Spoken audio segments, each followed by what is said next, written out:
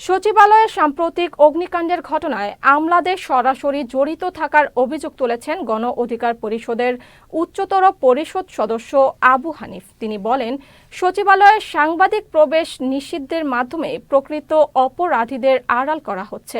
শনিবার সন্ধ্যায় কিশোরগঞ্জ শহরের কালীবাড়ি মোড়ে বিজয় চত্বরে জুলাই বিপ্লব পরবর্তী তরুণরা কেমন বাংলাদেশ চায় শীর্ষক আলোচনা সভায় তিনি এইসব কথা বলেন।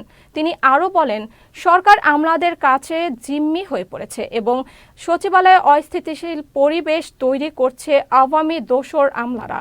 সভায় আরও বক্তব্য রাখেন যুব অধিকার পরিষদের কেন্দ্রীয় সহ সাংগঠনিক সম্পাদক সুমন তালুকদার ও শ্রমিক অধিকার পরিষদের কেন্দ্রীয় যুগ্ম সাধারণ সম্পাদক আল ইমরান সহ অন্যান্যরা।